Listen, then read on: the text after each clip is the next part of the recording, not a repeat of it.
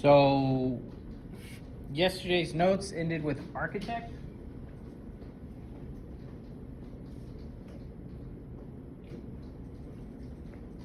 I showed you mechanical engineer and mechanic, and the main difference between those was design and repair. And then I showed you electrical engineer and electrician, and the main difference between those is electrical engineers are designers, electricians, they are repairers, but they also install. So the big difference was design. And then architect was different because engineers and architects are both designers. But the question is where they design. And so I was showing you that architects, they don't design with math and science in mind. Their design is much more aesthetics, maybe the overall function of the building, where things are, the size of things, furniture, color, a lot of things like that, but not the structure of the building, not picking out the size of the AC unit, not picking out the type of wiring or the type of plumbing, not picking out the fire hydrants, not picking out the size of the drains for flooding, none of those types of things. Not the math and science part. So the key thing here is the engineer is the practical application of the knowledge of science. That the architect doesn't have anything to do with the science and math of stuff. So here's the next one to discuss. What about the difference between a scientist and an engineer?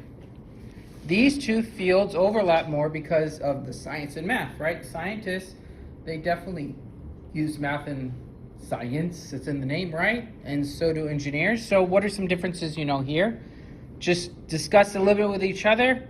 Move if you have to. And I'll give you like a minute or two for that. No, we already said that engineers aren't mechanics. Working in a garage doesn't work. Could be a chemical engineer that's similar to a scientist in some ways. Here's a definition for a scientist you could get down. A scientist is a person who is trained in a science and whose job involves doing scientific research or solving scientific problems. They tend to be experts in their field. It's not uncommon for scientists to go into further education and get masters, doctorates. Just kind of depend on how much of an expert in their field they're going to be. So at a minimum, this should be your third definition down. Or it could be someone that uses like the scientific method. You can call yourself a scientist. If you think of what you learned all the way back to elementary school and again in middle school, scientific method, which I know you mentioned, was you observe something, you start questioning what's going on, you try to research about it, you have a hypothesis of what's going on, but you're not sure, so you do an experiment and you collect data, and from that data and the experiment that you ran and how it functioned, then you come up with a conclusion to either prove that your hypothesis was right, wrong, partially right, what's correct now, that type of thing. The main difference here I want you to see, because this line does blur more, they both use science. The scientists, their goal, I'll jump over to it real quick and jump back, is not the practical application of the science.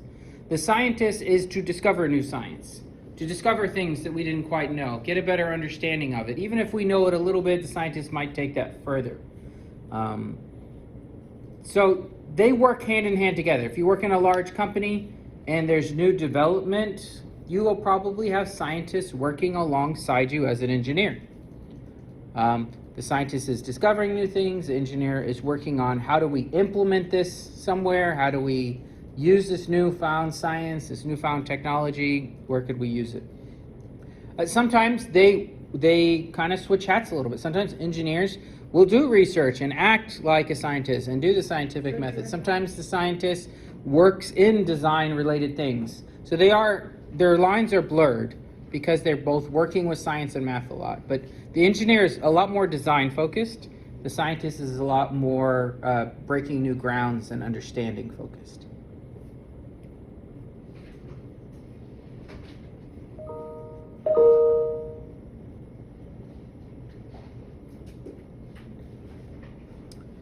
Being an engineer, engineers use their knowledge of STEM, the science, technology of the day, engineering, concepts, mathematics, use that knowledge and their judgment to solve problems to improve the quality of life.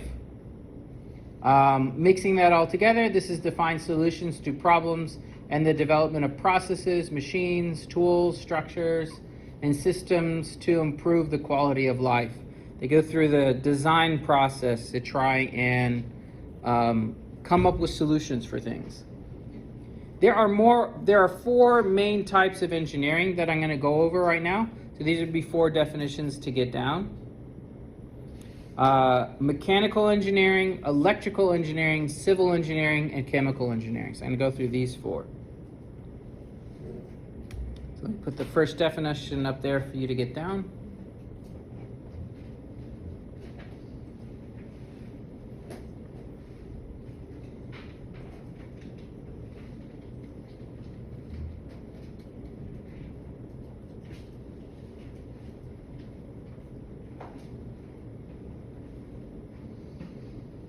So what do we do? You're writing those definitions down?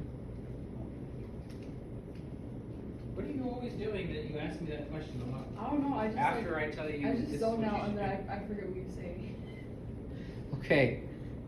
Mechanical engineering, this is the branch of engineering dealing with the application of physics for the design and production of machinery. I think of designing cars, not building cars. They might see how the cars are like all this machinery around it. Engineers are looking for specs of different machines to do this. They're programming the machines. They're designing the processes along with also designing the car. And cars are pretty complicated. So, I mean, you've got a lot of mechanical engineers and electrical engineers designing stuff in cars. Definitely would have like the type of branch of mechanical engineering called manufacturing engineering, designing the factory floor many times. Most of the type of science that's used in mechanical engineering is physics. And if you're trying to see a root word connection, think of mechanical and think of machinery, the similarity of those words. If it is a machine or made by a machine, mechanical engineering could be involved. So designing of cars, designing of car factories, of planes, of weapons. Those are bigger things I'm talking about that is being designed. Now think of smaller things like a pen. How a pen is designed and how their mechanism works. Even a pencil, as simple as a pencil is, you would need an entire factory to make millions of these. Yes? What is the fourth one say? AC? Pens? No. AC? Oh, yeah. So I'm trying to mention big things and smaller things. AC units, like the, air conditioning units, they're a machine. Like the ones that are at the back of the school here are 2-story, 2 AC units. They're real big. It's not a small undertaking to design something like that and then have them being built. Toys. Anything that's mass produced, you're producing a lot of something. You're producing hundreds of thousands. You're producing millions of these.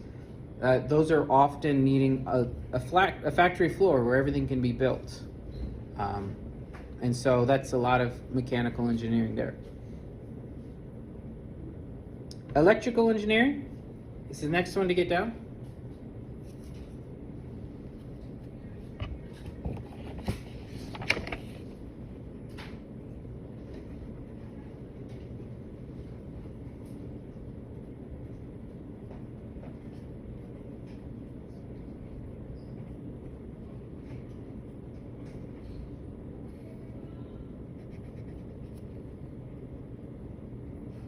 Electrical engineering is one of the newer branches of engineering compared to all the other ones.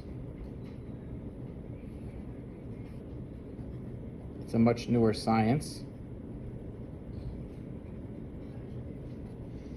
The oldest professions in engineering are civil and mechanical. Electrical is, I would assume, is the newest one. is a branch of engineering that deals with the practical application of the theory of electricity. We're talking about working with the construction of, the power grid across entire groups of cities, states, counties, countries. You're talking about the production of electricity. You're talking about anything that has to do with computing systems can fall under electrical engineering. It's very sophisticated things. And with the way circuitry's changing, with like Moore's law, where almost every 2 to year and a half, the computing power doubles and the price seems to cut in half. The circuitries are just insane.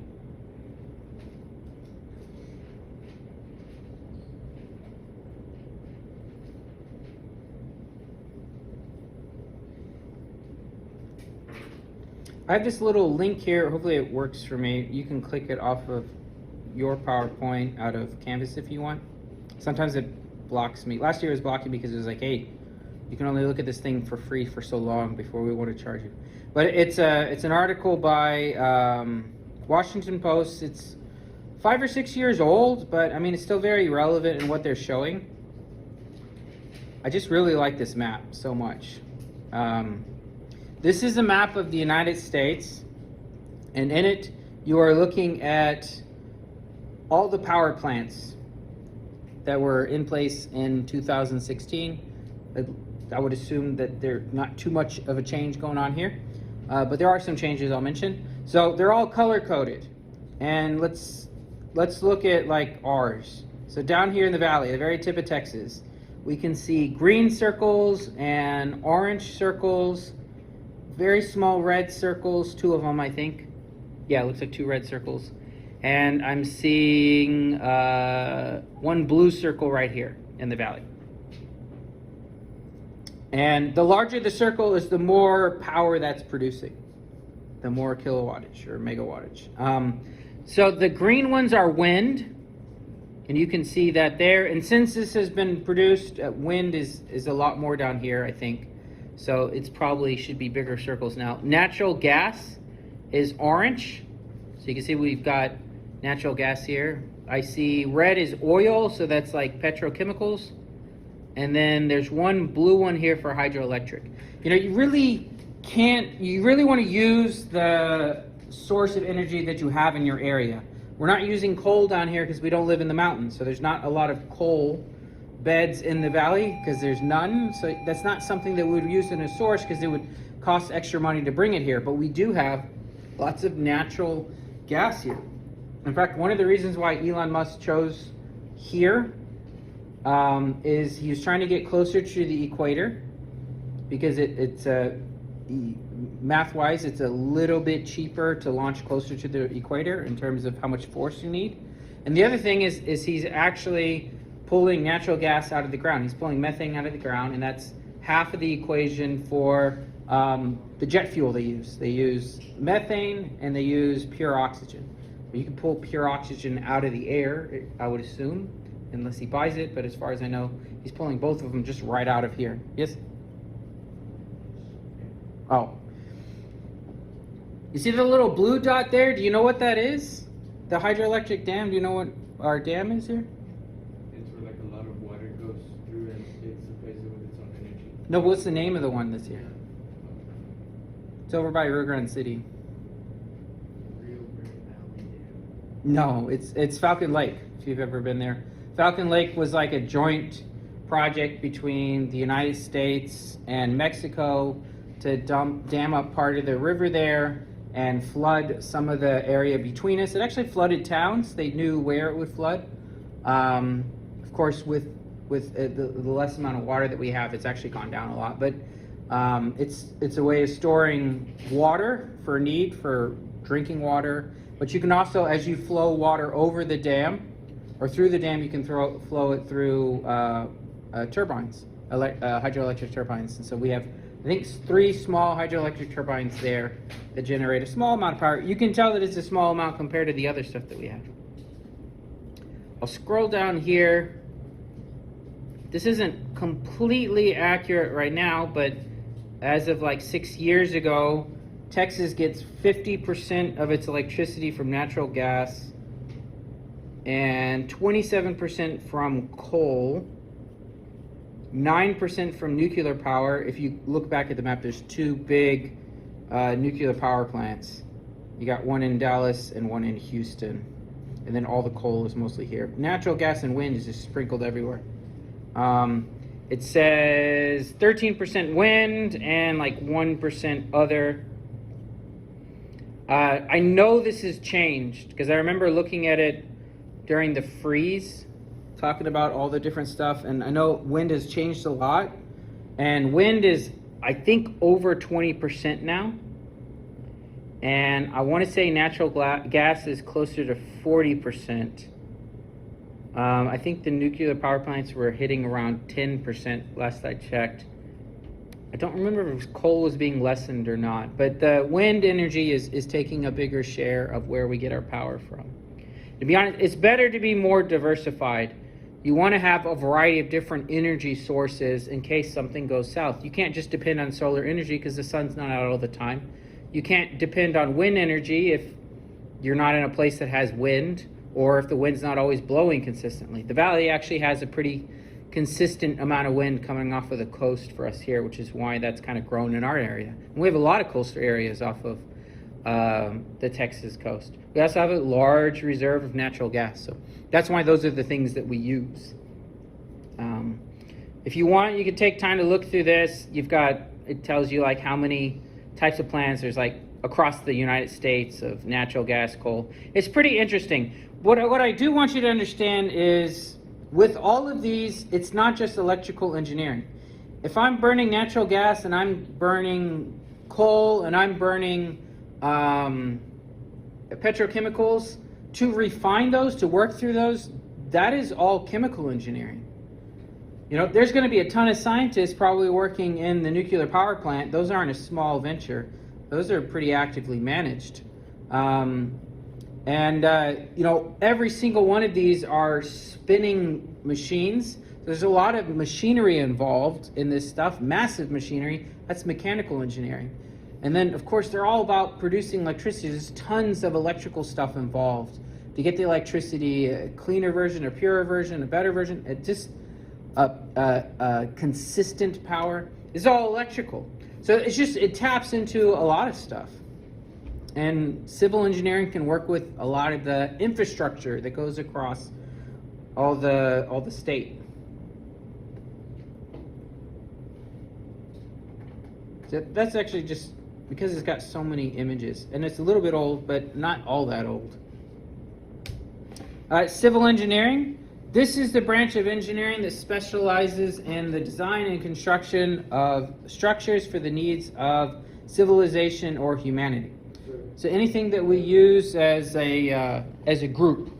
I already wrote all the definitions. Okay. Anything that we use as a group goes into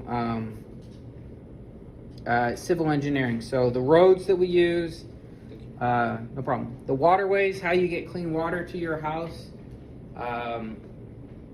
all of that stuff. And what's interesting about civil engineering is if you are the type of person that you like math and science, but you also like to be outside a lot, there is a ton of opportunities with civil engineering where you could be working outside a lot, because a lot of these are just pretty big, massive construction projects. And you need an engineer on site, often visiting and making sure that things are being built correctly. Sometimes contractors make mistakes. Sometimes there's design mistakes and you want to catch it before it gets too far along. I mean, you don't want them to be pouring the foundation of a building and realize that there was a mistake and then they have to tear some of it out, or you have to redesign it. So these are the types of things that engineers be on site to catch. Also, sometimes contractors try to cut corners. And so you have a guy on the field, depending on the size of the project, it could be a team, making sure that things are done correctly as they were designed. Inspecting it when it's being made, after it's done, testing things in the middle of it. If you're going to pour concrete, the concrete has to be tested. That's like a geotechnical engineer. They'll test samples for a few weeks to make sure that the concrete was the correct mixture, because if you mess up the mixture, the type of mixture you use for a sidewalk is not so important, but the type of concrete that you use for your foundation or your dam, very important. And so you want to make sure that it's the correct strength. Else, that contractor's going to have to tear it all out and redo it. And that's a lot of money. So they make sure it's done right. The engineers make sure it's done right. So if you like the idea of being involved in, building cityscapes, civil engineering is the direction you would want to go. And there's also a lot of other mixture of engineering in that too, because it's such a diverse and complicated world now when it comes to this. Purifying water and neutralizing sewer stuff is a lot of chemical related things too. So there could be chemical engineering involved in such large stuff. Environmental engineering is also in here. It's a pretty big field. This is probably the oldest profession of engineering out there, being that once society started building, you had people who were designing them. Chemical engineering, the last of the four that I listed, the order doesn't matter, but it's the last I put. This is the branch of engineering that deals with chemistry, as the name sounds. Think of a scientist making a discovery in a lab. So producing something in a lab one at a time and going through that process is one way of doing things. But if I need to, let's say it's a scientist working with doctors to produce a medicine, and they go through several trials, like let's say the COVID vaccine. How do you go from the trials of testing it out and seeing if it works to now we need to make 100 million of these? Like, that is a very complicated and very different task. And to do that, you want chemical engineers. They're going to be working in all types of fields that mass produce chemicals. That could be medicines, that could be producing chemicals for cleaning things, that can be anything in the oil and gas industry, digging it out of the ground and processing it. You want to work on making a variety of flavors of chips with Lay's. That's chemical engineering. You want to work on making different scents for Chanel. That's chemical engineering. I put on there plastics. Every single plastic is coming out of the oil and gas industry by chemical engineers. There's stuff all around you that chemical engineers were involved in manufacturing it. A lot of stuff comes from petrochemicals, the crude oil, the natural gases. I know that when we talk about crude oil, it's often in the news referring it to it in the gas you put in your car. That is a percentage of it, but it's not even half of where it goes. They go into oils. They go into different grades of gasolines. There's 3 that you can see at the pump, but there's also diesel fuels. And there's airplane grade, boat grade, different grades of gasoline.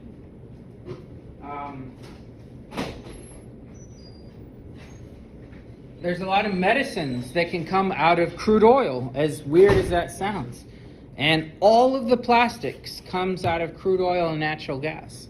They all come from that. There's just a cornucopia of different materials that come out of crude oil. Asphalt, a lot of that is rock and tar, and that is all coming from crude oil. You'd just be surprised how much stuff comes out of it. I mean, like, you guys seen petroleum jelly? Did you ever realize that petroleum is what you get out of oil and gas industry? The crude oil, petroleum jelly, is a byproduct of working with that stuff. And so these oil refineries, if you've ever been around the ones in Corpus or in Three Rivers that are nearby us, they're just like the size of a small city to a medium city of just chrome-plated pipes and towers going all over the place. They are massive undertakings. They never turn them off. They're very rare that they get turned off. During the freeze, some of them were turning off, some of them were shutting partially down, but even during the freeze, some of them were still kind of running. It's hard to kind of get them running back up again. So they run these things 24/7, 7 days a week, just constantly running. The only times that they might shut down is for repairs on part of the thing, but almost never the entire plant. They're quite a marvel of modern engineering within civil engineering, and they are not small undertakings. I'm gonna end this one video here.